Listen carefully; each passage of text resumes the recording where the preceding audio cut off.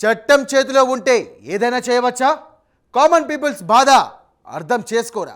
మంచి పోలీసులు ఉన్న ఈ సమాజంలో పోలీస్ వ్యవస్థకు చెడ్డ పేరు తెచ్చేలా ఎందుకు ప్రవర్తిస్తున్నారు? ప్రజలు ఎవరికి గోడు చెప్పుకోవాలి? ఎవరి వద్దకు వెళ్ళాలి? తమ బాధలు తీర్చమని ఎవరి తలుపులు తట్టాలి? చేయని నేరం ఒకరి మీద మోపితే ఎవరి దగ్గరికి వెళ్ళి వాళ్ళు ప్రూవ్ చేసుకోవాలి? ఓ పోలీస్ చేసిన పనికి ఓ కామన్ మ్యాన్ ఏమయ్యాడో అనేదే మన స్టోరీ.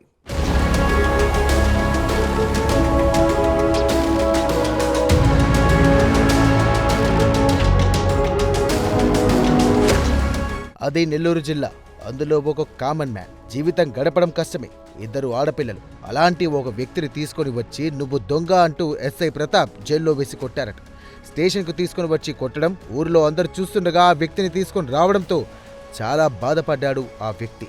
ఊరిలో పరువు పోయిందంటూ బాధపడుతూ మనస్తాపం చెందాడు.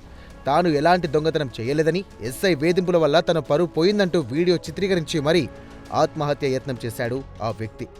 పోలీసులు అనుమానించడం కామన్, కానీ నిజాలు తెలుసుకోకుండా తానే దొంగతనం చేశాడంటూ స్టేషన్కు తీసుకువెళ్లి కొట్టడంతో ఆవేదనతో ఆత్మహత్య చేసుకోవడానికి ప్రయత్నించాడు ఆ వ్యక్తి. తనకు 2 కూతుర్లు ఉన్నారట. కానీ ఈ ఘటనతో ఊర్లో తన పరువు పోయిందని, ఊర్లో తలెత్తుకోలేనంటున్నాడు ఆ వ్యక్తి. నా జీవితం నాశనమైంది. నాకు 2 చిన్న ఆడబిడ్డలున్నారు. ఊళ్ళో పరువు పోయింది. అందరూ దొంగ అని చూస్తున్నారంటూ ఆవేదన చెందుతూ ఏడుస్తూ తనతో తెచ్చుకున్న విషాన్ని తాగాడు. ఇందులో నిజమెంత ఉన్నా దొంగతనం చేయలేదనే నమ్మకం ఉంటే నిరూపించుకోవడానికి దారులు ఎన్నో ఉన్నాయి. ఆత్మహత్య ఒకటే పరిష్కారం కాదు. 2 ఆడపిల్లలు ఉన్నప్పుడు వారి జీవితం గురించి ఆలోచించాల్సిన పని లేదా? దొంగతనం అనే నింద మోపితేనే చచ్చిపోతారా? అంతకు మించి సమస్యలు ఉన్న వారు సమాజం మీద బతకడం లేదా? మీ వల్ల మీ పిల్లలు ఏం కావాలి? తండ్రి చనిపోయినా పిల్లలు సమాజంలో బతకడానికి ఎన్ని కష్టాలు పడతారో ఆలోచించారా? గుర్తుంచుకోండి, వచ్చిన జీవితాన్ని మధ్యలోనే కాదనుకోవడం కరెక్ట్ కాదు. మేమేందంటే జ్యోతిష్యం చెప్తామని పోయాం సార్. అక్కడికి పోయిన తర్వాత 6 మంది ఆడవాళ్ళు బయట కూర్చో ఉన్నారు. అమ్మ ఇట్లా జ్యోతిష్యం చెప్తామని చెప్పాము. సరే రాండి చెప్తురు అన్నారు. అమ్మ లోపలికి వెళ్ళి కూర్చున్నాము. నేను బయట కూర్చున్నాను. ఆయన చెప్పి ఆయనకు లోపలికి వెళ్ళాడు. లోపలికి వెళ్ళిన తర్వాత చెప్పి అమ్మ అదేంది అని చెప్పి 2000 రూపాయలు డబ్బులు ఇచ్చారు సార్ మాకు. 2000 రూపాయలు డబ్బులు తీసుకొని మేము వచ్చేసాం సార్. సోమవారం మేము వచ్చేసాం సార్. మంగళవారం పోయిన పాట బుధవారం రోజు మా మీద దొంగతనం వేశారు సార్.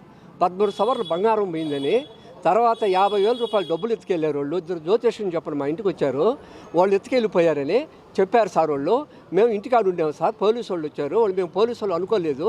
నేరుగా వచ్చేసేసి మమ్మల్ని పట్టుకొని వాళ్ళ జీబులో వేసేసుకొని మా కారు కూడా తీసుకొని వెళ్ళిపోయారు సార్. దారిలో పోయేటప్పుడు టోల్గేట్ కాడ ఆపారు సార్. నన్ను ఆడ దించేశారు సార్. నేను ఏరే కారులో ఎక్కాను సార్. ఆయన ఆ కారులో కూర్చున్నారు సార్. ఎస్ఐ పోయి ఆయన పక్కలో కూర్చున్నారు సార్. తర్వాత ఎస్ఐ ఆ వస్తువులు పోయినవి మా తమ్ముడిని పట్టుకుని కొట్టారు సార్.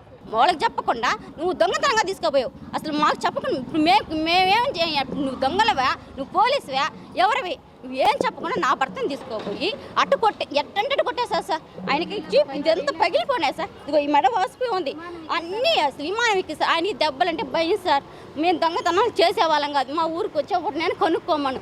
మేము పేదవాళ్ళు. మాకు ఉండేదే ఒక ఇల్లు ఉంది. అది కూడా ఇల్లు. అదే మీ డబ్బు నువ్వు ఒప్పుకుంటావా? నీ భర్త కావాలంటే నువ్వు డబ్బు తెచ్చుకొని కట్టేసి నీ భర్తను తీసుకోబో అని అంటాడు సార్. 15 లక్షలు చెప్తాడు, 20 లక్షలు అని చెప్తాడు.